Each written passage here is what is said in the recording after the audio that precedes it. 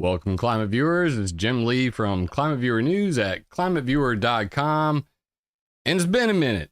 I can admit to that. I was checking. It was like 26 days since the last we spoke. And had a lot going on. As you can clearly see, I'm in a new place. And it's beautiful. And I'm very excited about that. Lots of work went into this. So I can promise you I've been very busy.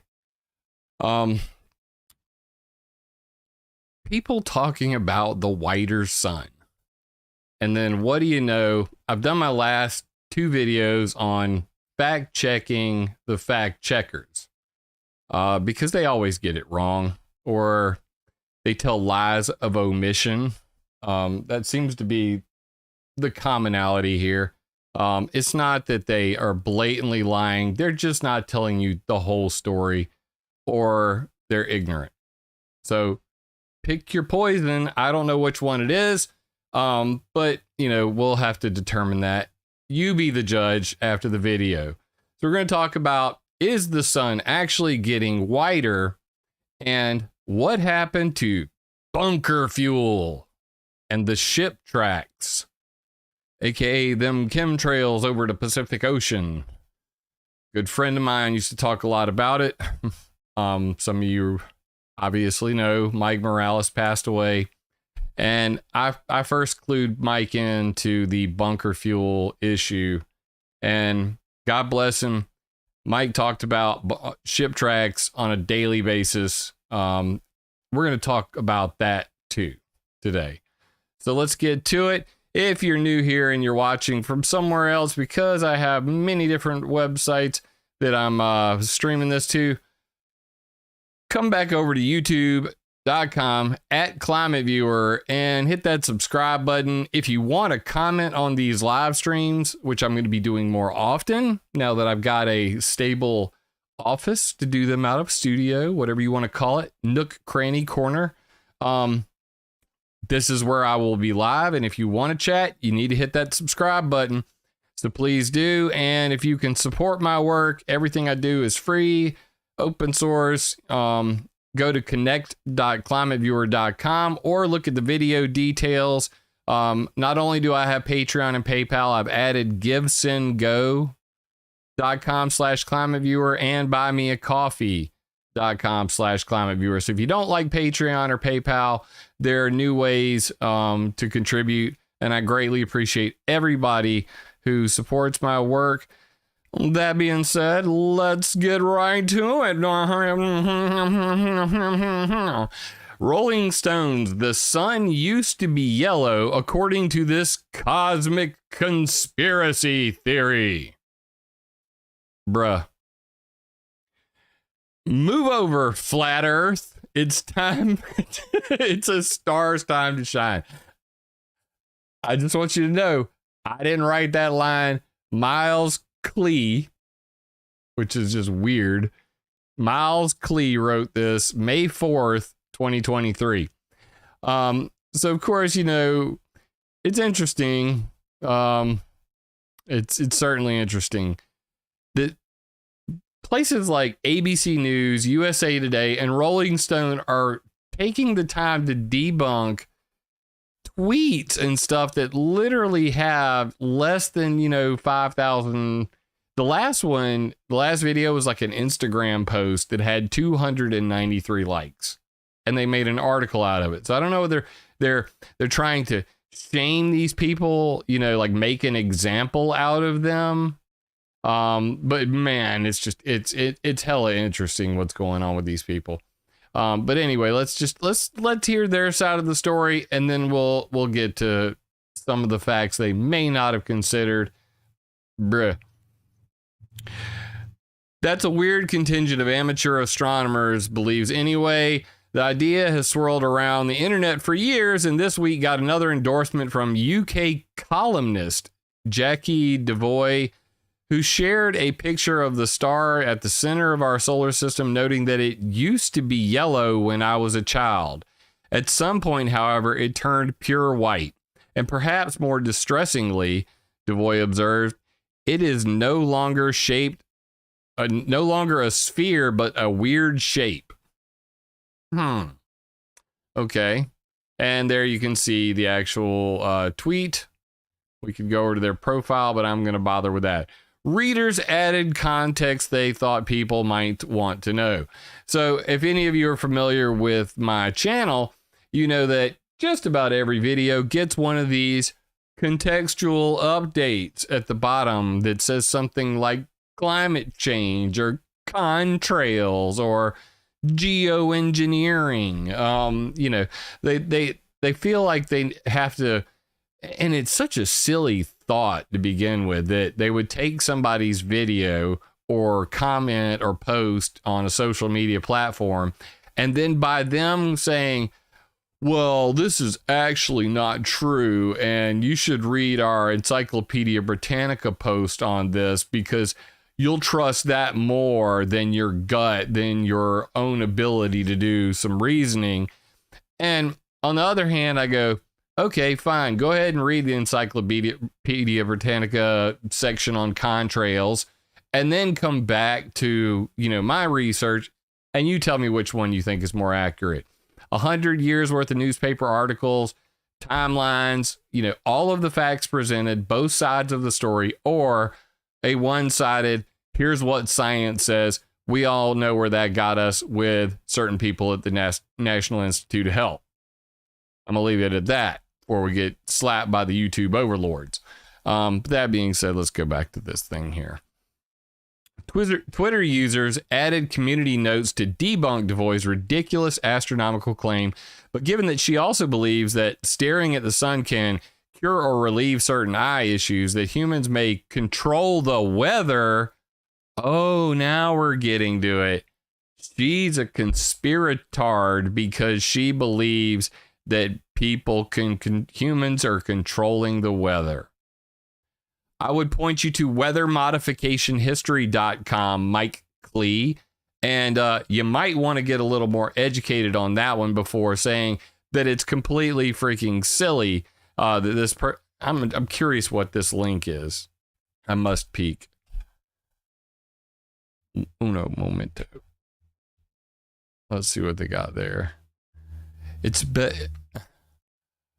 What's the betting? It'll be a beautiful, hot, sunny day with clear skies on a corona. What the hell does that have to do with controlling the weather? Really? So it was a tweet, another tweet by her. Okay, whatever. Moving along. Oh,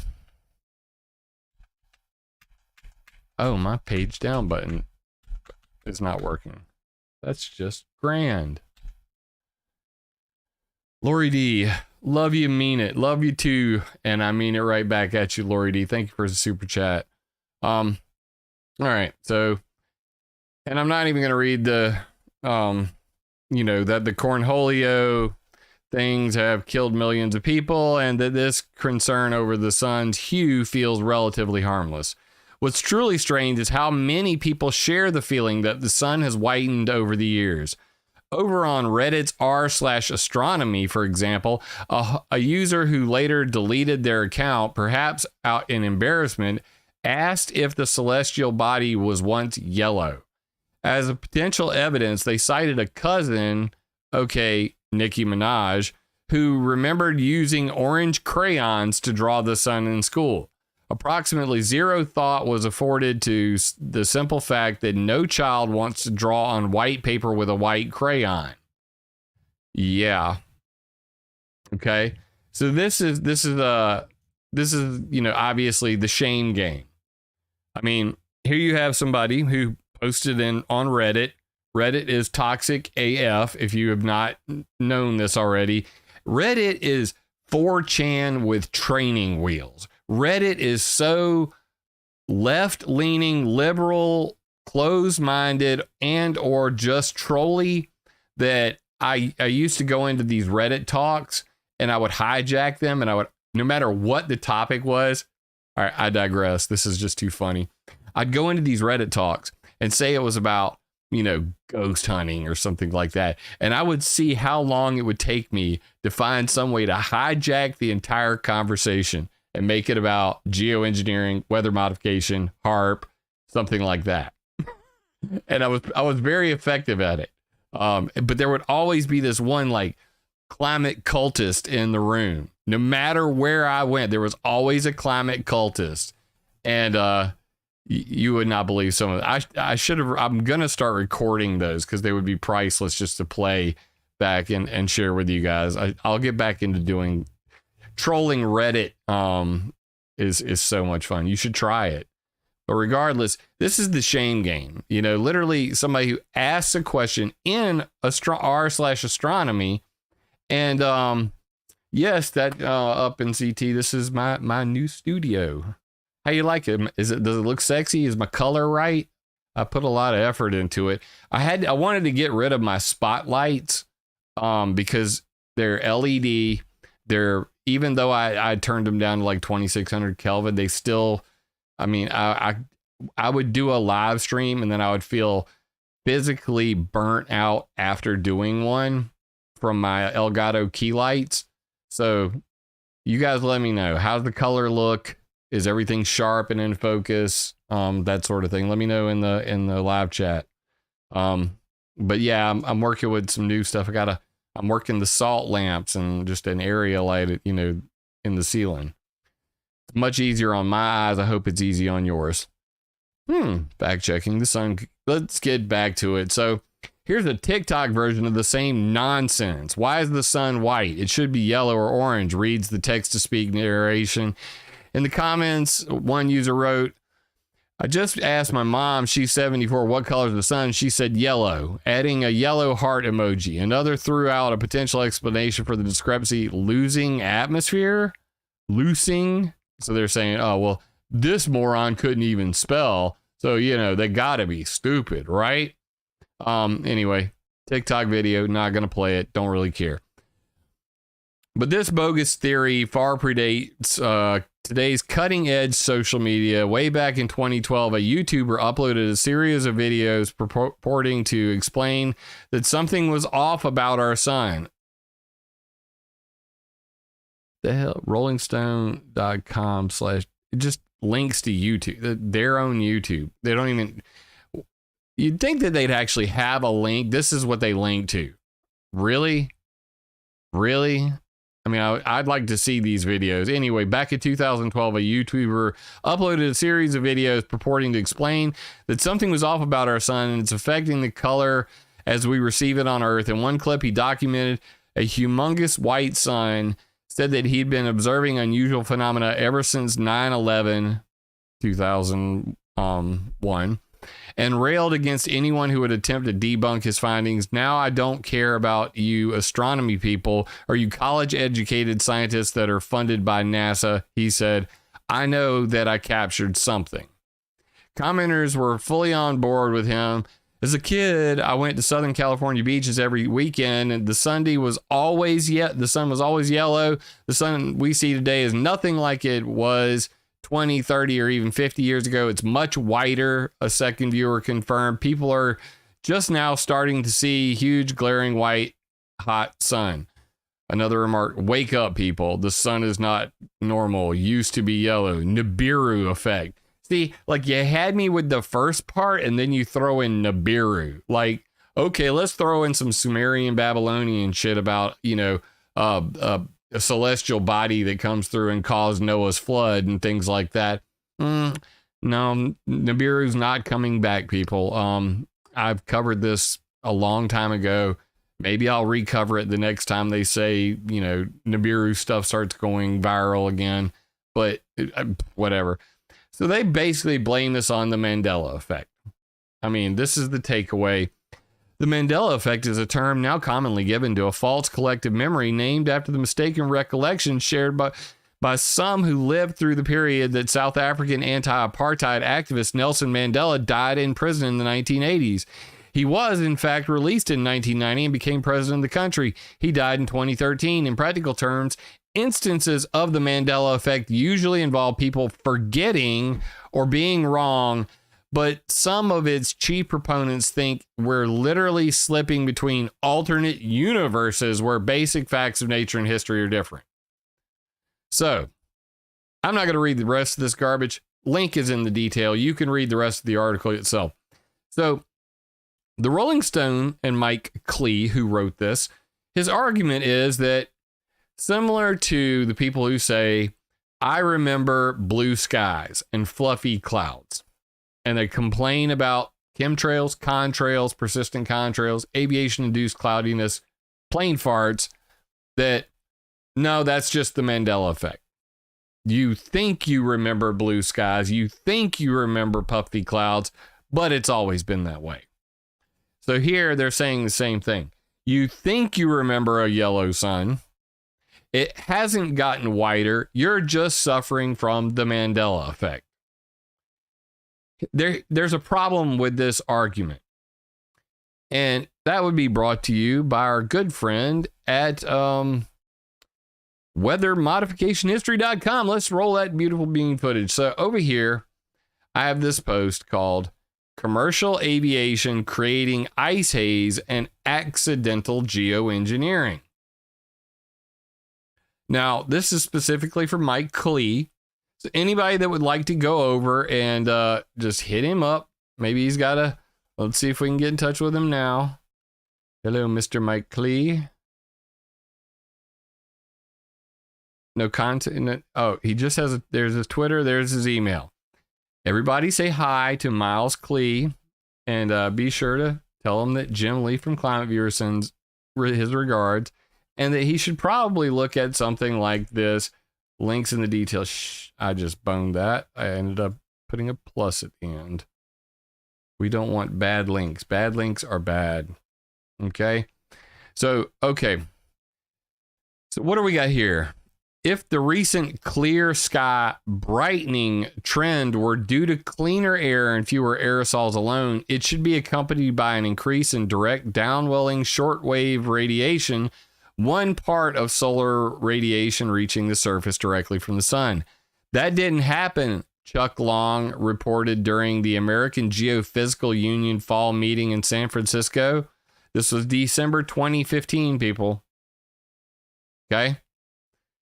Instead, Long and his colleagues found that the continental United States sites they analyzed, direct downwelling shortwave radiation remained roughly steady between 1995 and 2000 under cloud-free skies. So, to be clear, we're not talking about the chemtrails here. We're not talking about the plane farts here. We're not talking about contrail-induced cirrus. We're not talking about any of that. We're talking about just clear skies and the sun. Keep that in mind. Rather, it was the diffuse shortwave radiation that increased. Diffuse light. I'll explain what that means in a moment. That simply couldn't happen if fewer aerosols alone were the reason behind the brightening of the sky. If anything, fewer aerosols should mean less diffuse shortwave radiation because particles in the atmosphere can bounce light around back to space. So the scientists dug deeper. This is priceless, guys. And in a provocative new analysis, not yet published, Chuck Long suggests that high altitude ice haze created by water and other emissions, and by other emissions, he means these guys, metals and soot that come out of the plane farts, okay? Plane farts don't have to make cirrus clouds for them to be a problem, okay? So jet fuel exhaust contains soot and all of these metals you see here. Sodium, manganese, potassium, calcium, scandium, titanium, vanadium, chromium, molybdenum, iron, nickel, copper. The list goes on. Strontium, barium, zirconium. Oh my God. So all of these chemicals, that's what he's talking about when he says other chemicals. Let's rephrase. Let's start this quote over again, because this is the important part of what we're trying to get through to Mike Clee and the debunkers at the Rolling Stone. Chuck Long suggests that high altitude ice haze created by water and other emissions from aircraft is responsible. Quote, his words, not mine.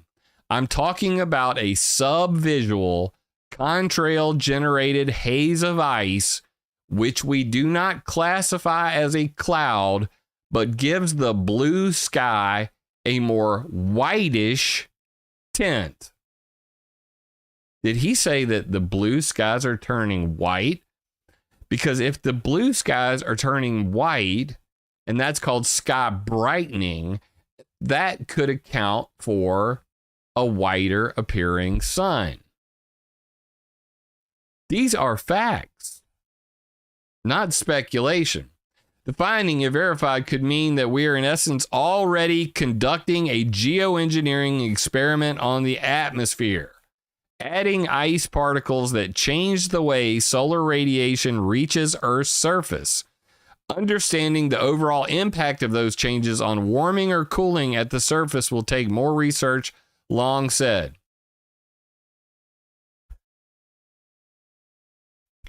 So, I have the original documents here and here, which you can download. This is his actual PowerPoint presentation, and this comes from right here, Charles N. Long, evidence of clear sky daylight brightening. Are we already conducting geoengineering? And if you're wondering who Chuck Long is, let me blow it up even bigger. He's from NOAA's Earth Systems Research Lab, Global Monitoring Annual Conference. He works at the Cooperative Institute for Research on Environmental Sciences in Boulder, Colorado. And this is where he gave that public meeting. So I keep my references. Mike Klee, go look it up. In fact, you know, when you look at this might kind of fly in your face because not Rolling Stone, which used to be like about music and stuff. Airplane contrails may be creating accidental geoengineering. Dissipating haze from plane exhaust alters how sunlight reaches the earth and may be unintentionally affecting our climate. Big picture, chemtrails, plane farts, all that stuff. Contrail induced cirrus. So, is the sun whitening? Is the sun turning white? Or is a subvisual ice haze that is filling up the sky to blame for the sun appearing more white? You tell me. Let me know in the comments. Now, if we go and actually look at his PowerPoint presentation, you can see it right here. Is that it? No, that's not it. We'll go here. Where do I have it? I know I have it. Hold on a second. This one. So this is his actual PowerPoint, and you can see this is not some conspiracy guy. This isn't some noob. This is actually one of the top atmospheric scientists on the planet who passed away recently, and I've been unable to get in touch with them, obviously. They do a follow-up interview. I tried to get in touch with him last year and found out that he had passed away. God rest his soul. Thank you for telling the truth about geoengineering and airplanes. But regardless, evidence of clear sky daylight whitening. So is the daylight whitening? Yes.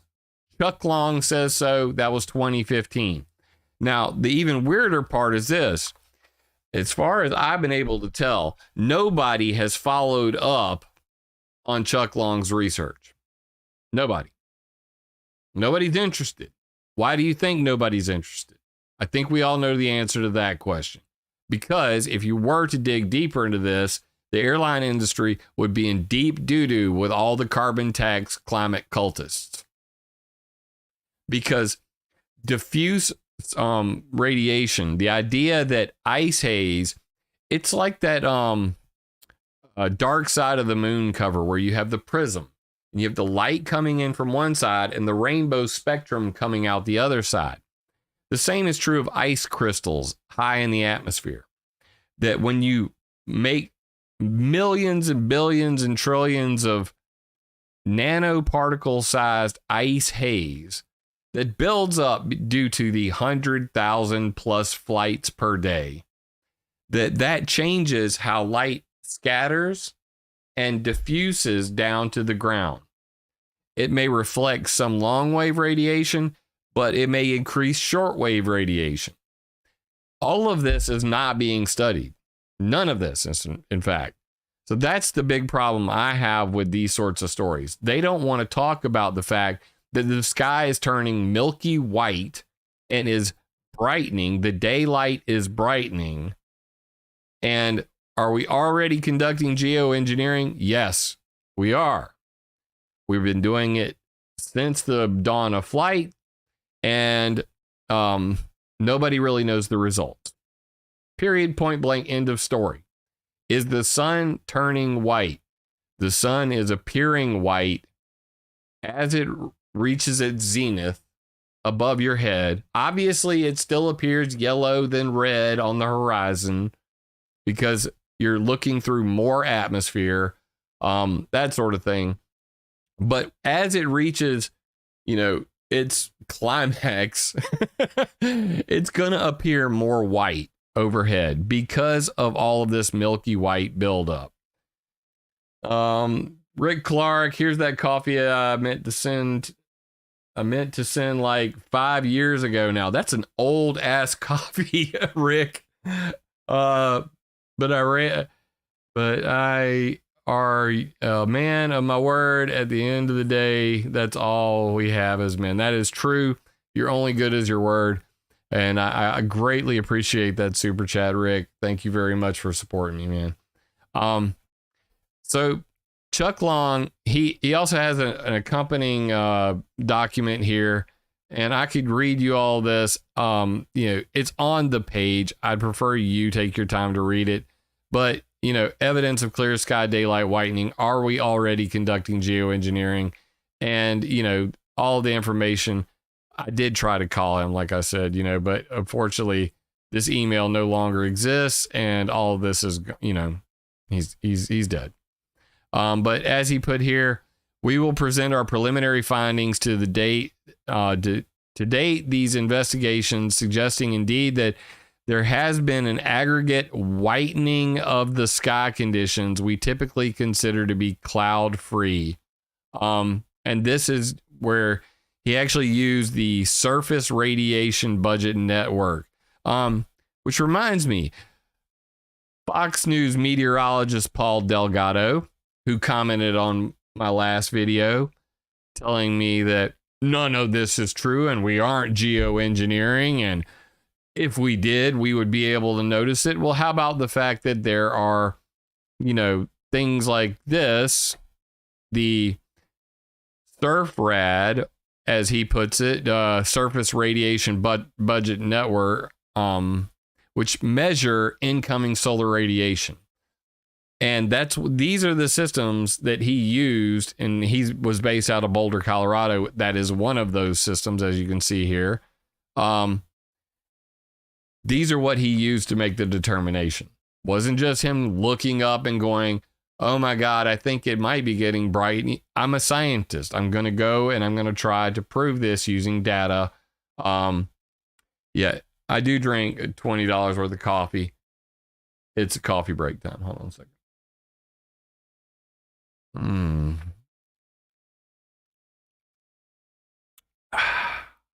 A little ASMR in there in the middle. Beautiful coffee. I'm refreshed now. Let's get back at it.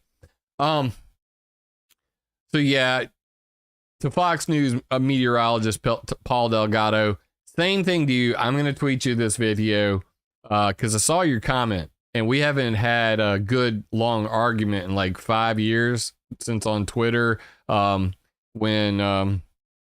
my good buddy kind of pwned you and said this right here, because this is just too priceless. I got to bring it up. I love rubbing it in his face. Where's it at? It's under the chemtrail section. So this is what was said. with all apologies to at meteorologist Paul Delgado from Fox News, who's doing the best under his circumstances to complete with the almighty Jim Lee, destroyer of trolls and scientists alike. Because I was trying to make the argument that chemtrails, it's just a word. So my good friend Chris Fallon, who is the director of HAARP, the High Frequency Active Aurora Research Program, you cannot make this up. If you guys want to, I'll drop the tweet in chat for those playing along at home because this is too much fun. He says, with apologies to Paul Delgado, who's doing his best under the circumstances, here are some pictures of trimethyl aluminum TMA trails from sounding rockets launched at the Poker Flat Research Range north of the University of Alaska Fairbanks.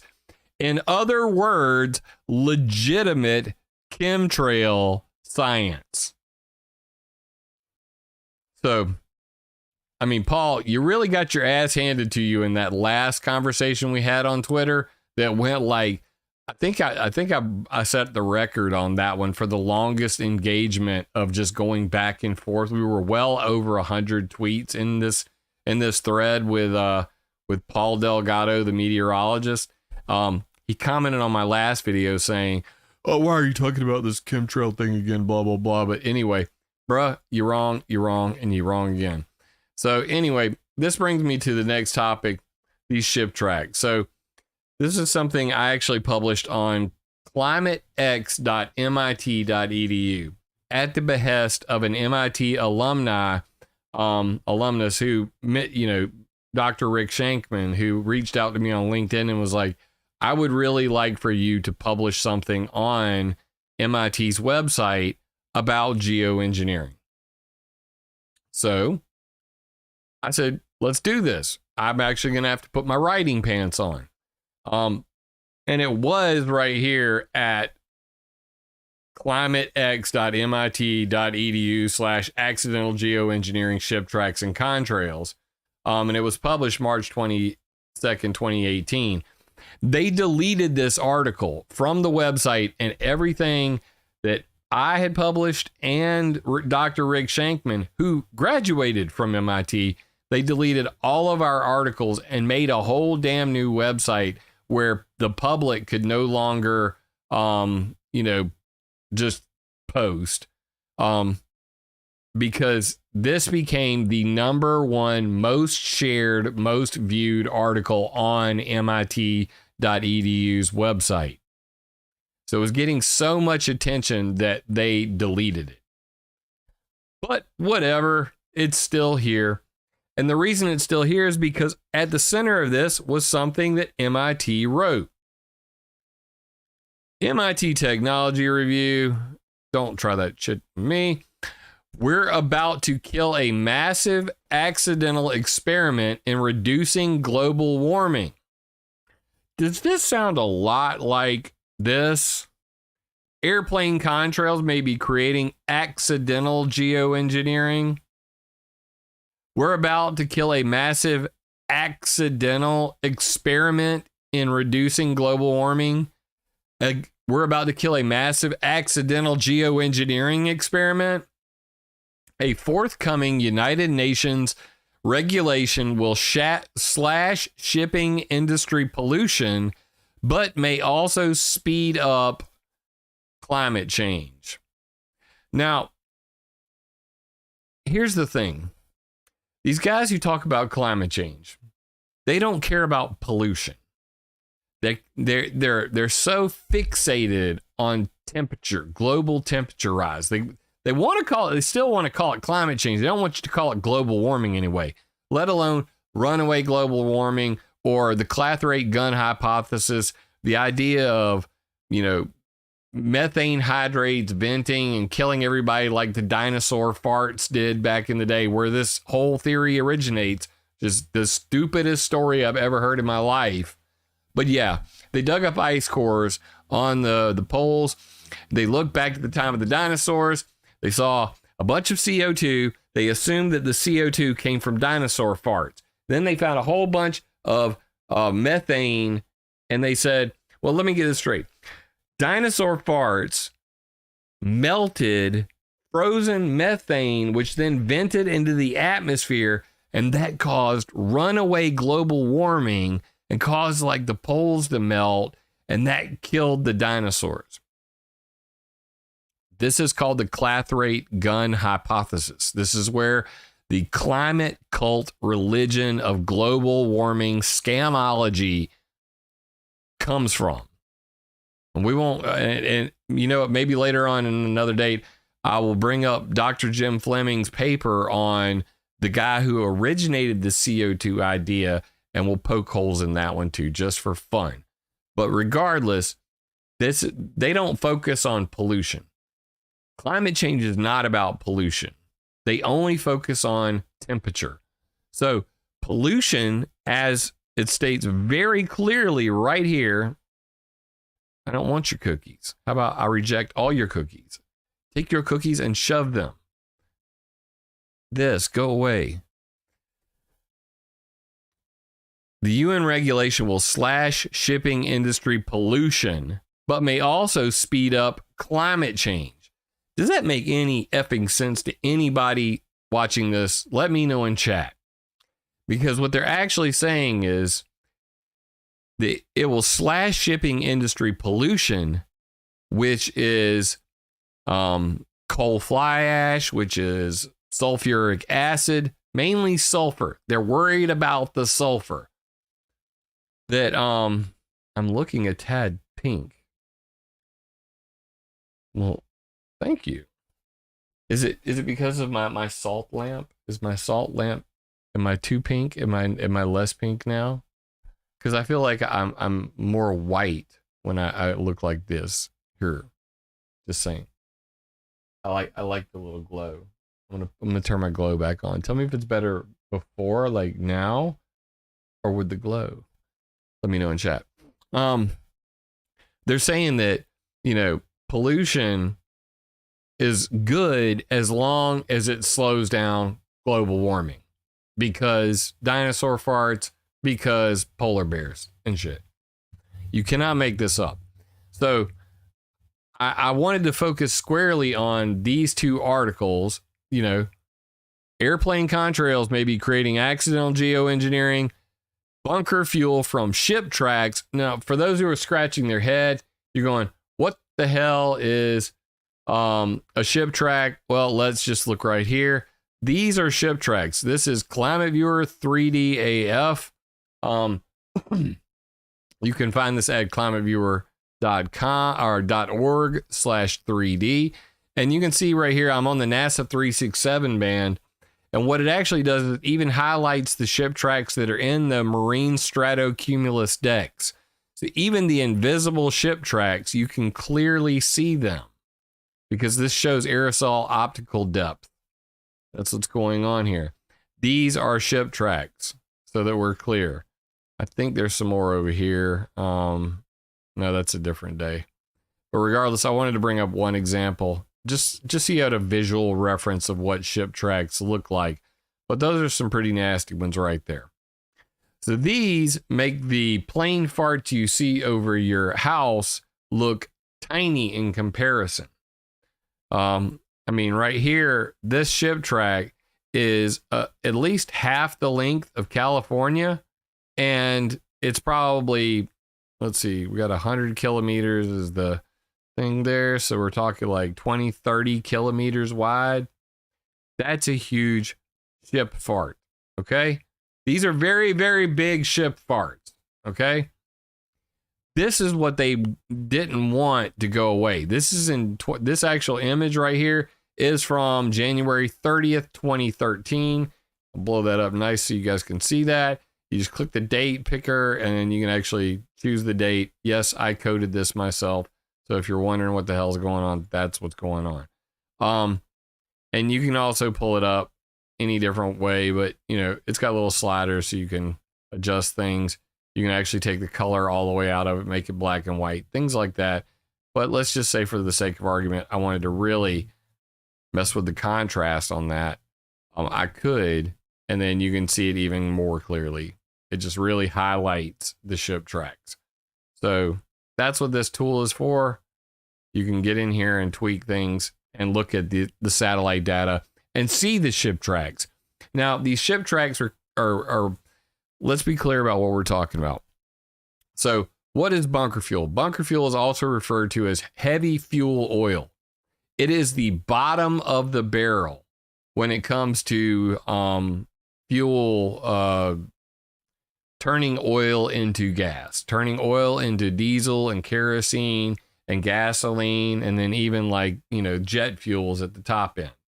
So let me see right here. Let me see if I can just find a nice infographic. I probably should have pulled this up beforehand, but bear with me just one moment. Let's see what we can find. Aviation. Graphic. Bunker fuel.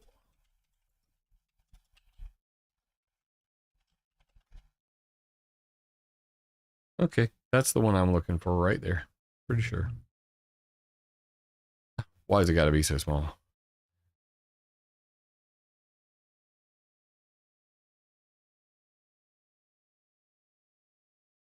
All right, yeah, this is perfect. Show me, show me. You got to have a big picture of this, right?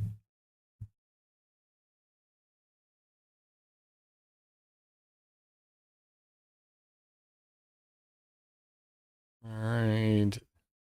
It's on this page somewhere. I'm just scrolling real quickly. I'm almost there. Here we go. So let's go. See, anything can be found on the internet very quickly. That's the beauty of this. So for bunker fuel, what we're talking about is this right here. Let me see if I can even blow this up bigger. Okay, perfect. Beautiful. All right. So now we got a nice big picture here that we can really dig into. So whenever they're, distilling oil products, when they're taking oil and they're turning it into the different types of fuel, as you can see here, gas all the way at the top, 20 degrees Celsius, 150 degrees Celsius, gasoline or petrol, 200 degrees Celsius, kerosene, 300 degrees Celsius, diesel oil, 370 degrees Celsius, fuel oil, 400 degrees Celsius, lubricating oil, paraffin wax, and asphalt. Okay. So bunker fuel is down here at the bottom. This is pretty much almost oil. Okay. This is what they were putting into the heavy ship tankers that bring all that crap we don't need from China to fill all the Walmarts and everything. Basically, we don't make anything in America anymore because the globalists sold us out, as many of you know. So now we're in a situation where almost everything is imported. And because of that, these large tanker ships, by the way, it's like, I have an article on this. It's like, I think the 10 largest shipping tanker ships produce more CO2 than every single car on the planet. So riddle me this.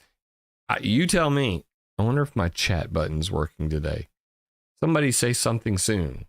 I want to see if I actually fixed the chat or not, because before it wasn't working and I think I fixed it, but we could be wrong. I'll tell you in just a second. It hasn't been behaving lately, but you never know. It looks like it's DOA again. Damn you, chat button. Damn you, chat box. That basically the globalists that sold us out, that moved everything overseas, they're the reason why we have all of these ship tracks. No, it's DOA. It's doing nothing at all. Let's see. With the chat, no, doesn't want to work. I mean, it just does not want to behave. I don't know what's going on with the chat. The chat has been dead. Move that up. Oh, look, it's chatting. Is it still chatting? Let's go. Let's go. There's the chat. Okay. Let's see. Where's my other thing? Oh no. Don't call. Don't call. Whatever you do, don't call. But yes, I fixed it. I fixed it, people. The chat is alive again. I fixed that too. It's such a great day. All right. So back to the picture. We'll go back here. So the point is that oil, in its, when it's just come out of the ground, they have to cook it. And then as they cook it, you get the dirtiest oil with the most amount of metals and particulates in the fuel oil, and then less in the diesel, less in the kerosene, less in the gasoline, till you're all the way up here at the top where you have just straight gas. Okay. This is what bunker fuel is. It is bottom of the barrel. It is practically freaking oil. So that's what we're talking about here. Glad I brought up the infographic, and spent a whole lot of time doing that apparently. Good Lord. I need to bookmark this though. I'm gonna save this. This image is particularly priceless. So we'll just save that for another day. I need to keep on a hold of that one. All right, now you go away. Get out of here. So that's what was causing the ship tracks. That's what MIT's mad about, is that they wanted to ban bunker fuel. Okay. And I talk about that, right here. Studies have found that ships have a net cooling effect on the planet despite belching out nearly 1 billion tons of carbon dioxide each year. So this flies in the face of the whole narrative that, well, CO2 bad, even though it, 1 billion tons of carbon dioxide come out of ships, that because they put a lot of sulfur into clouds and make clouds brighter, back to what we were talking about earlier, what they call marine cloud brightening, which is a form of geoengineering, that means, you know what? It's okay. We should keep ship tracks around. In my article, I even exemplified this by the Arctic Methane Emergency Group. And this is what they said about ship tracks in their action plan.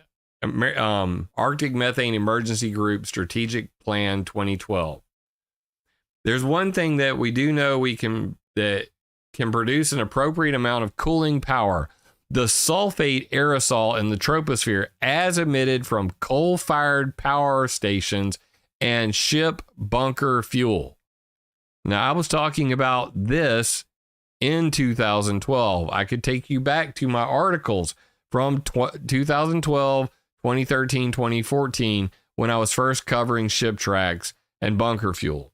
But the AMEG, Arctic Methane Emergency Group, said this, that, ship bunker fuel could be used to geoengineer.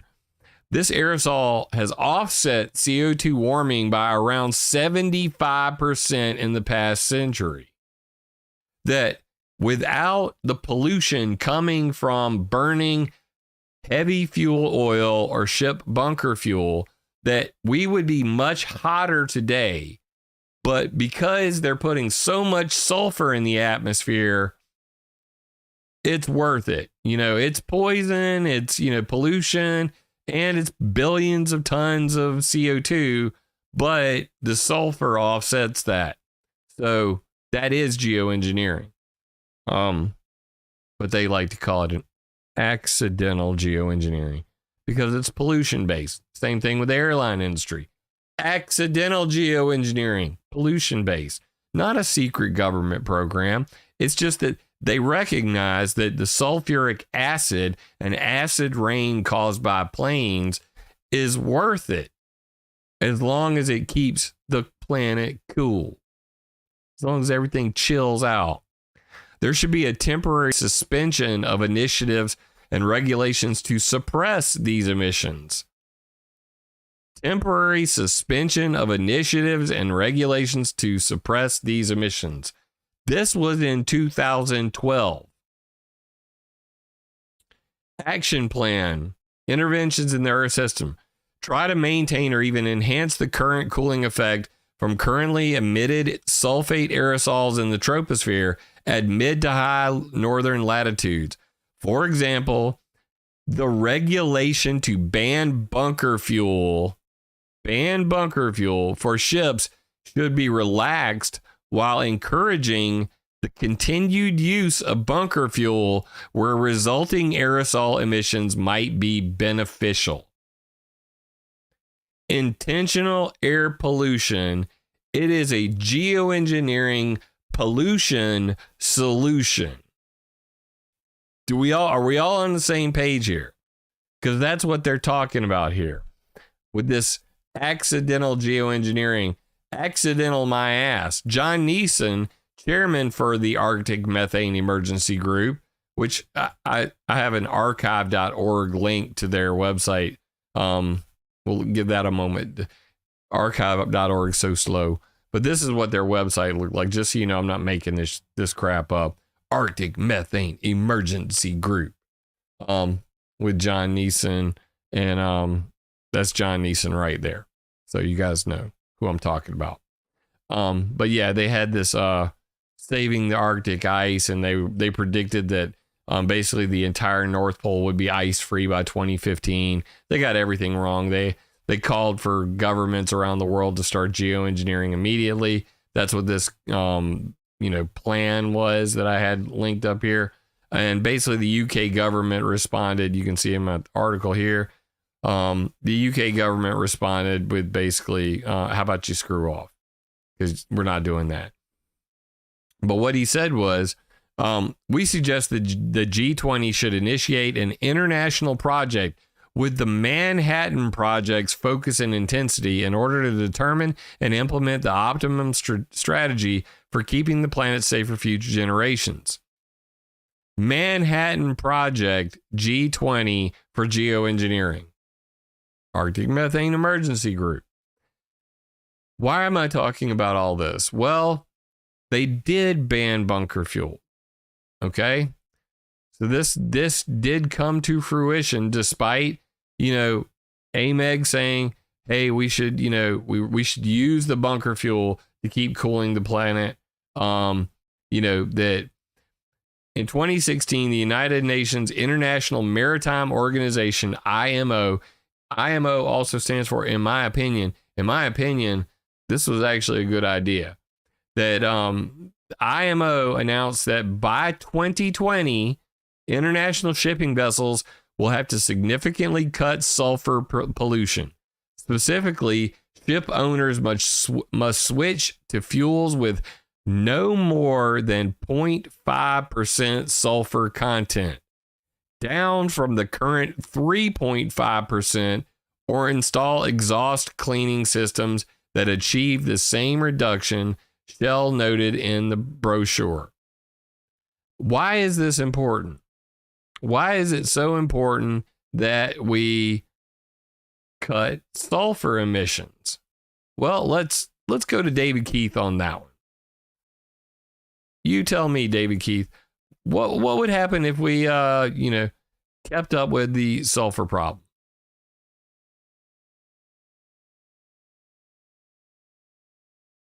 Was it muted? It's muted. There was a collective decision to do a geoengineering program, and you put, say, the kind of program I think makes more sense to put about 1 million tons a year in, but let's say, you might end up killing many tens of thousands of people a year as a direct result of that decision. I think that has moral consequences. I don't sweep it under the rug. So this is a case where I take this much differently from Alan and think it's a much more serious issue. Now, it's true that as part of doing that, you would hope that the overall benefits of human mortality would be so that you would save many, many more people than that. But the fact that you would save more people than you kill doesn't mean there's no moral impact of making a decision that directly kills people. And I think that we who talk about this have a duty to be clear-eyed about the direct risks involved in doing it.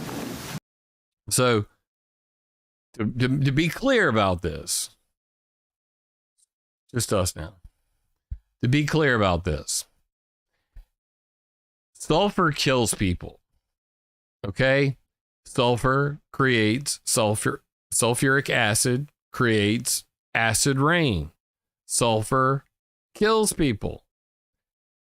David Keith, geoengineer, wants to put about 1 million tons of sulfur into the atmosphere, into the stratosphere, which would also probably destroy our ozone layer. You think your sun burns bad now? You think the sky seems white now? Let's go ahead and change all that up. But putting a lot of sulfur into the sky is the plan. It's all about the sulfur, baby.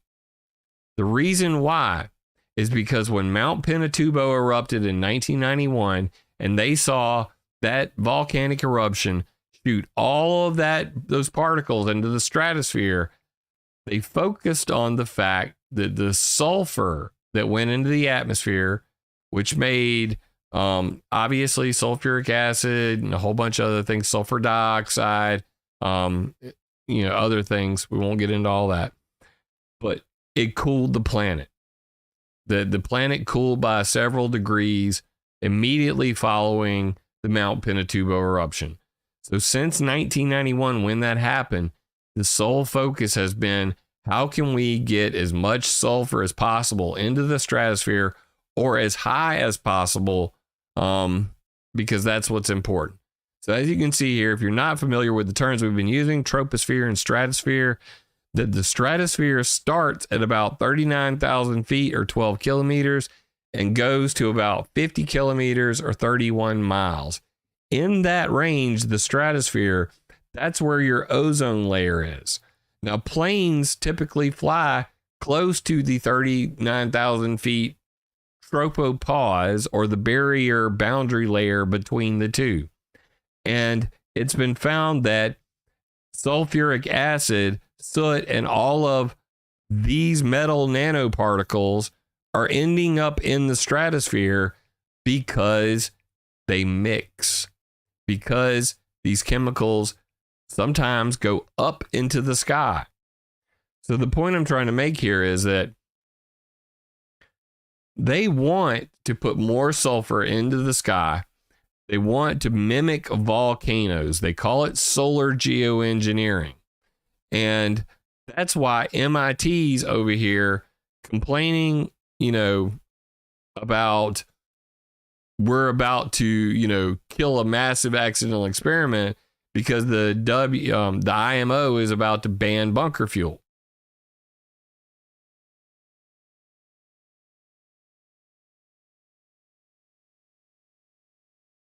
I'm trying to read chat.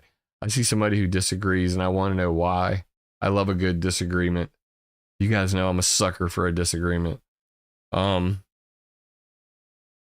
anyway, that'll take too long. Somebody spell it out for me in bold, and I'll look at it.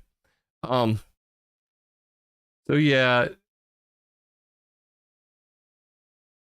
No, Lee is not my first name. My name is James Franklin Lee Jr., aka Jim Lee. God, get it right. So, of course, they banned it. I could go into further detail about this. I hope that you'll take the time to read this paper, because there's a lot more here.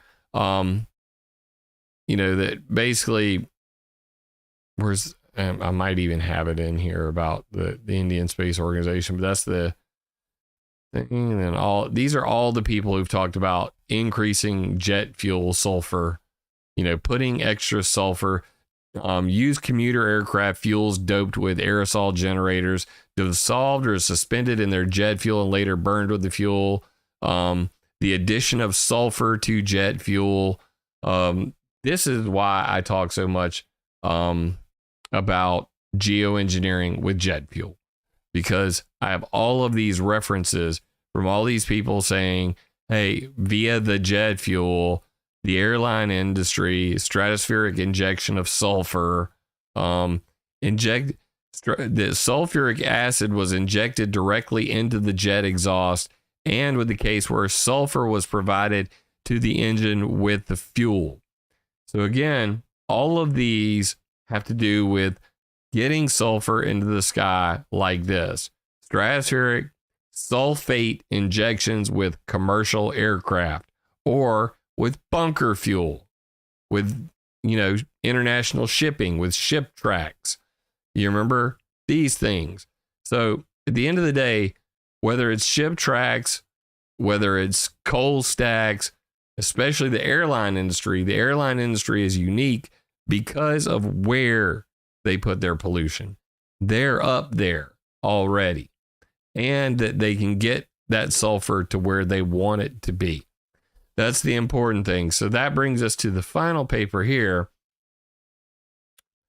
which is probably going to cause some waves in the near future, but this is in preprint right now. And it says, detection of large-scale cloud microphysical changes and evidence for decreasing cloud brightness within a major shipping corridor after implementation of the International Maritime Organization 2020 fuel sulfur regulations.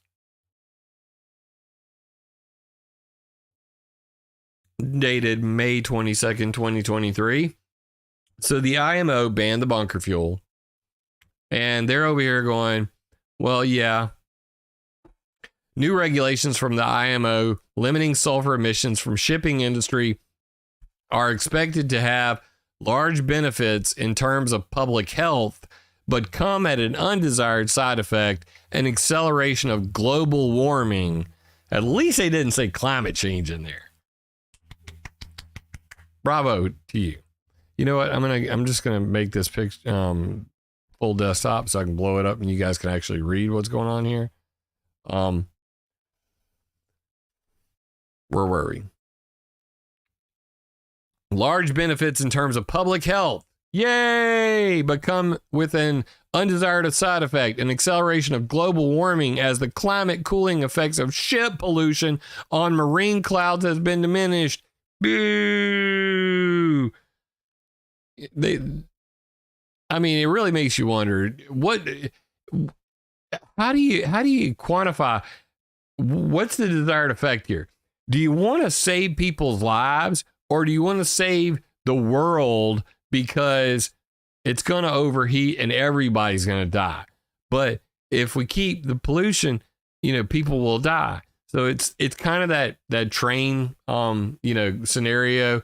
On one track is one person, there's 10 people, and if you divert the track, you're definitely going to hit one person. That kind of moral argument. It's so ridiculous. Anyway, previous work has found that a substantial decrease in the detection of ship tracks in clouds after the IMO 2020 regulations went into effect. I can verify this, that image I showed you before was ship tracks in 2013. Now, I've been constantly looking, a whole bunch of people, obviously, after Mike passed away, were like, Jim, why don't you do a 16-day forecast? First of all, I'm not a meteorologist. Second of all, I would not try to give you a forecast because I'm not a meteorologist. And let's say I get lucky one time and I'm completely right about it. I could really give a damn. That's not what I do here. What I do here is I arm people with facts. I am an archivist, I am a historian, and I am a science nerd. I'm a programmer, I am a website designer, and a graphics artist. So I'm going to stick to what I'm strong at, and that is remembering every damn thing I ever read, and I'm going to bring it to you and try to contextually put things together, connecting dots. I like connecting dots. That's what this is about. So in 2013, I could find ship tracks almost every single day on ClimateViewer 3D. When you come to about 2020 on, they're becoming harder and harder to find. As he says right here in the paper, and I want to give a shout out to Harold Saive for sending me this one. Appreciate you. Harold Saive used to be from Chemtrails Planet. They deleted his website, shut down all of his stuff, but I still have some OGs that email me regularly with good papers like this one and give me a heads up. So thank you, Harold Saive, for sending me this one. I'm pretty stoked about it. Previous work has found that a substantial decrease in the detection of ship tracks in the clouds after the IMO 2020 regulations went into effect. But changes in large-scale cloud properties have been more equivocal. Using a statistical technique that estimates counterfactual fields of what large-scale cloud and radiated properties within an isolated shipping corridor in the southeastern Atlantic would be, by the way, he's talking about in the southeastern Atlantic. So I'm going to tell you this. I've never seen a ship track in the southeastern Atlantic. I mean, never, not even back in 2013. Just, it's not a thing. So I don't even know why they're looking over here. They're almost specifically, we're Pacifically. Okay. That's all I'm saying. So it's interesting, southeastern Atlantic. Go figure. Maybe they're talking like, anyway, I don't know why they chose that location, but whatever.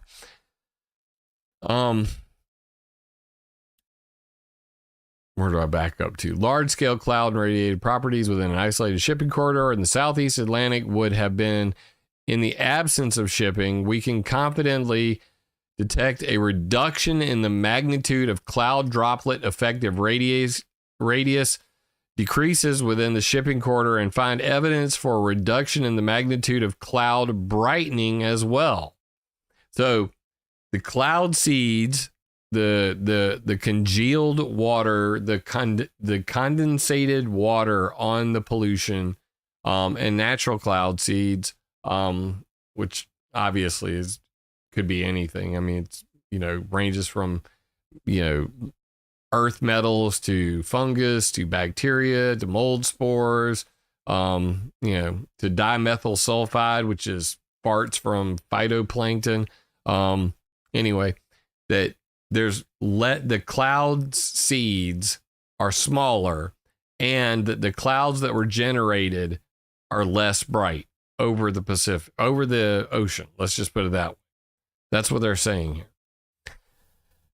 The instantaneous radiative forcing due to aerosol cloud interactions from the IMO regulations is estimated to be as 0.1 watt per meter squared within the shipping corridor, lending credence to global estimates of 0.1 watt per meter squared. In addition to their geophysical significance, our results also provide independent evidence for general compliance with the IMO 2020 regulations. So he's basically saying that this also shows that there are people who are complying with the bunker fuel ban, but that could be bad for global warming because we, went from 1 watt per meter squared to 0.1 watt per meter squared of albedo. Long story short, bunker fuel is bad. It creates cloud seeds. It creates ship tracks. It creates what's called marine stratocumulus decks. It is loaded with sulfur. Sulfur is bad. Sulfur harms people. Sulfur kills people.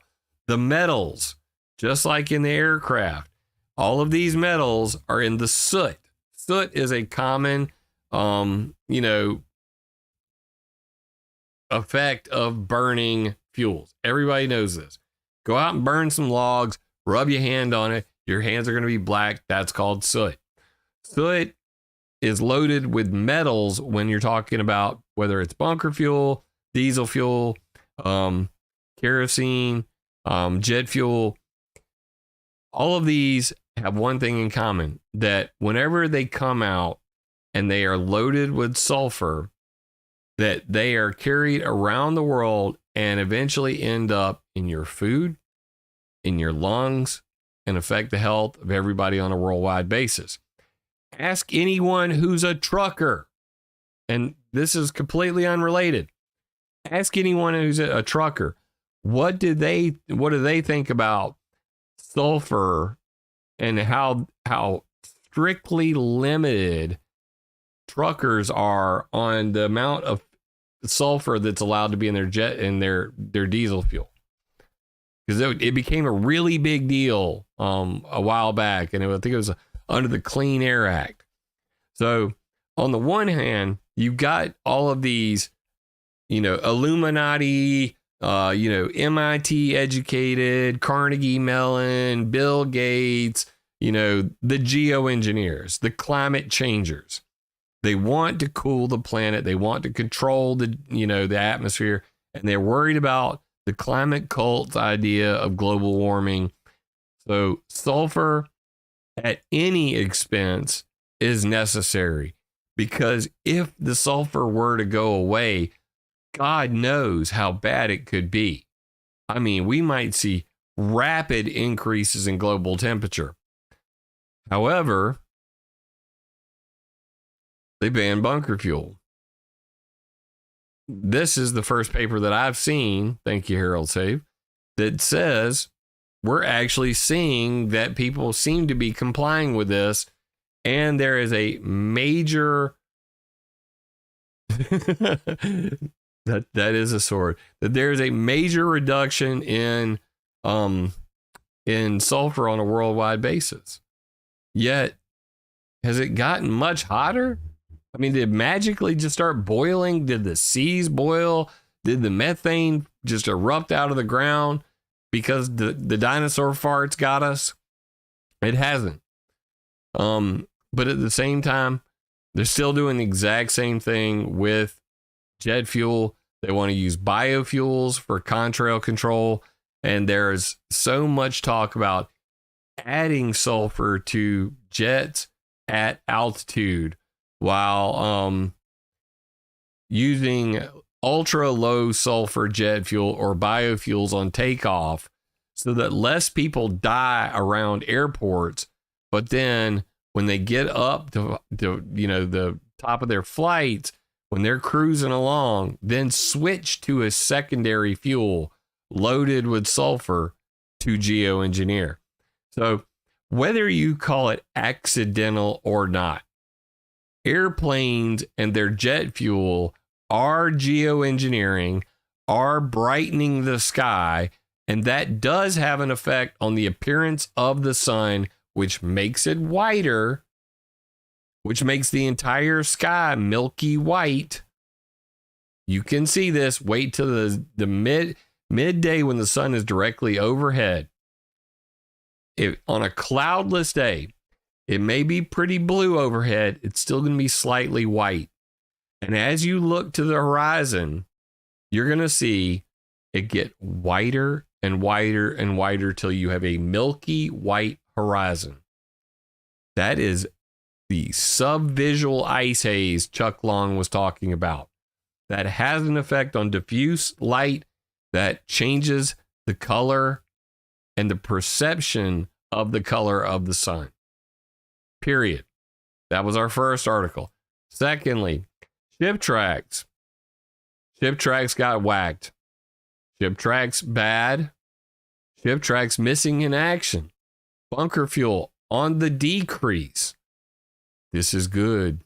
This is good.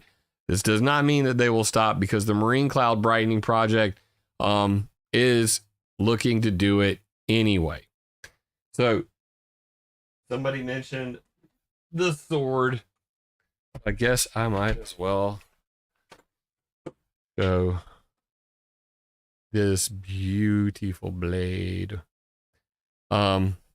Anybody want to buy me something special? I have this thing that I really, really want. I'm just saying. It's called a Ronin katana. Ronin, Ronin katana. I really want one. It's what I'm going to get for my birthday. They're usually about $750, $850. Gonna have to save up for that. But I'm going to start a collection of Ronin katanas. Then I'm going to get some better katanas, because I have been using a sword since I was like 16 years old. I absolutely love katanas. What can I say about it? They are freaking gorgeous. You cannot tell me that's not freaking gorgeous. With that being said, this is one of my toys. And just like a Ronin katana, we will cut through the lies and the bull crap. Every single time we do this live, I need the whole outfit. I do have on my Weather Warfare from weathermodificationhistory.com t-shirt today. This one was made for me by my friend Dominic Marama. I haven't worn it in a while, so I figured I would put on my chemtrail / heart shirt for today. And swords versus dummies. That would that could get me in trouble, actually. Like, I thought about putting, some guns or something back there, but I was like, that would be bad. No guns. Let's try to keep the guns out of it. Oh, David, shut up. From $7,000 katana from Kyoto, Japan. Ugh. It's one of those things that just, it's just my heart. I have always been a katana fan. And maybe I can make a silly video of me outside swinging the hell out of it. But I don't think that that's very much climate related. Anyway, guys. So for those of you who are wondering, this is completely off topic. Let's bring up that. All right. For those who are wondering, I have been working a 50-hour-a-week job. Why is this? Just do your thing, man. It's like you go and you bring it up, and then all of a sudden it doesn't want to work anymore. Chatbox is weird today. It's always being weird. I give up. I'm gonna switch to the multi-stream, like Restream. So we'll have Restream chat. I know it's reliable. Streamlabs be acting stupid lately. So yeah, 3 weeks ago I started a new job, working 50 hours a week, and it has been pretty tough, especially considering I just got my first paycheck like in the last 2 months. But yeah, between that, 50 hours a week, trying to get this, little studio set up, and still working on my website. The new version's almost ready. I may have it up this week. And I want to get it to where I slice watermelons with it. I have sliced watermelons with it. My daughter wanted to play Fruit Ninja, and I gave her a smaller katana and a Tanto blade. She's 13. She takes mixed martial arts as well. She's already got her orange belt, and she's just as fascinated with blades as her father. So we played Fruit Ninja one day. This is just a fact. But yeah, I've been working 50 hours a week for the last 3 weeks. It has been mind-numbingly boring. Let's just put it that way. But needless to say, I still have to make time for the family when I get home, and I'm going to try to get to a point where I already have the videos planned out so that when I get home, I can put up a, video following, quite frankly, he's on 7 to 9. So at 9 o'clock, come on here.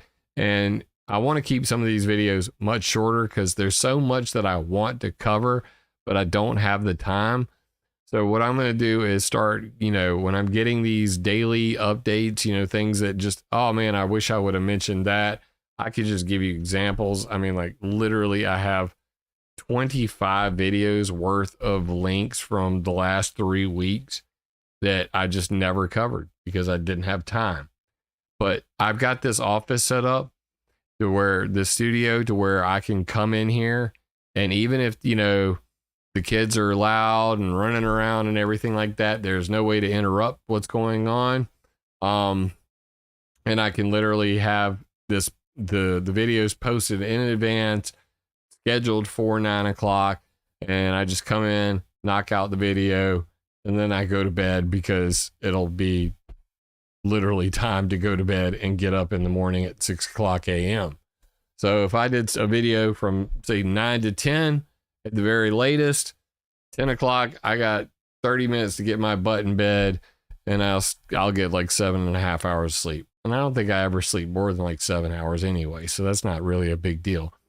But I do want to get this, ball rolling again. There's a lot I want to say that I don't get the opportunity to. And, I still want to be able to have these longer conversations on the weekend where we do the live chat and all that, where I can go back to doing. See, why does that one work? Oh, now I see it wants to work again. It's just being very fickle right now. Because Jenna is actually like 5 comments up, and she's the last one on the actual chat there. It's a little delayed. But I want to get to where we're doing the call-ins again, and then having the chat reactions, and actually having conversations with my people. There's not a lot of people like you climate viewers here in Sumter, South Carolina. It's just, they're hard to find. Okay, I don't know what else to say about it. Well, there, see, it just caught up. Now it's behaving again. Go figure. But yeah, I want to get back to where we're doing like the call-ins on the weekend. I really enjoy having conversations with everybody. Some of them end up being just going right off the, off the wall. And some of them are really, really good questions that I wouldn't have ever thought about. So we'll explore all that in the near future. I am going to continue to be working. Every Sunday, You Wonder if I'll go live, because that's when I usually do it. And the reason I do that is because my daughters, Caroline and Emma, usually at least every other weekend, they go to my father's house for the weekend. So they go see their Mimi and Papa and get spoiled and come home loaded up and like on caffeine and freaking cake. But hey, school's out now, so I could live with that. If they end up staying up late, it's not a big deal. But regardless, they usually are out of the house, and that gives me much longer to just, be involved in taking phone calls. I wouldn't be surprised, if we actually sat down and started doing this, and if there were just more and more calls coming in, I'd do it for 2, 3, 4 hours. No problem. However, next week I'm going to be on My Family Thinks I'm Crazy podcast with I believe it's Matt, and I've got a date with Sam Tripoli on the Tinfoil Hat podcast coming up again.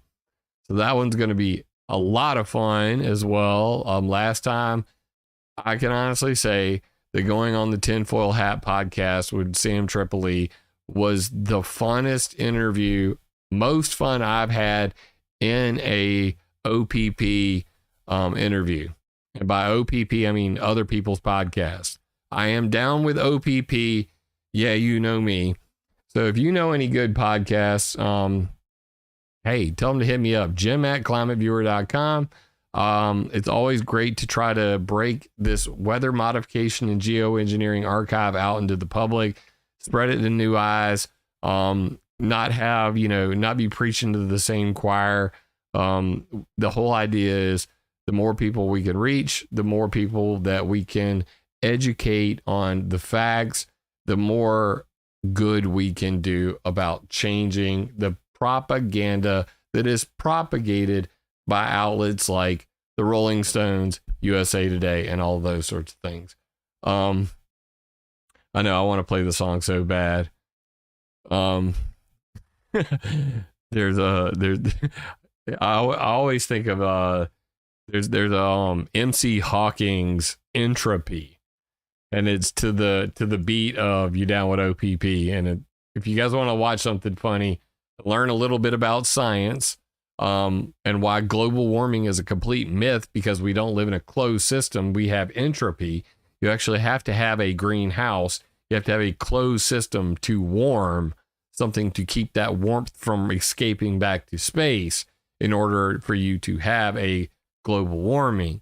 And the entropy song by MC Hawking, like, you know, the doctor in the wheelchair. Anyway, it's funny stuff. You'll love it. You down with entropy? Yeah, you know me. That being said, guys, it's been fun talking with you. I enjoyed this video. I hope that you guys enjoyed it as well. Please remember to hit that subscribe button if you didn't. If you haven't hit that subscribe button, that's why you weren't able to chat today. And obviously, whenever I do my live videos, if you want to be part of the chat, you're going to need to subscribe. Pretty soon, with the new version of ClimateViewer.com, my ClimateViewer videos will be live on the front page. So you'll be able to just go there and check to see when the next live video is going to come out. You won't have to worry about YouTube not hitting you up with a notification or anything like that. But I hope that you guys will do that. Also, please go to connect.climateviewer.com. See all of my things, my social medias and all that. That way you can, keep up to date. I need to update this picture because Discord banned me over saying something about the cornholio virus and airplane regulations. Because Biden didn't want anybody talking about it. But please check the links in the details. I haven't put any links up on any of my websites yet. They're only in the details. GiveSendGo.com, GiveSendGo.com/ClimateViewer, BuyMeACoffee.com/ClimateViewer, and I think there's a Cash App one in there too, because some people, that's a Southern thing, at least as far as I know. A lot of people in West Coast like Venmo, and somebody asked me about Zelle or something like that. There's just so many of them. I'm trying to keep it simple. I've had so many people ask for an alternative to Patreon and PayPal. So GiveSendGo.com/ClimateViewer or BuyMeACoffee.com/ClimateViewer. Links in the details. Please share the video. Share it in weird ways. The weird people who aren't really familiar with this kind of subject. And just remember that I use a lot of stuff and I use a lot of big words. But that information makes you powerful. And with power comes great responsibility. So please use the information on my websites and this video to attack ideas, not people. Love you, mean it, guys. Video resonates with you, leave me a comment because I love hearing from y'all. First time here, be sure to subscribe and click the bell. Yeah! Remember, it would be impossible for me to do this without your support, so please join my Patreon or buy me a coffee on PayPal. And always, attack ideas, not people.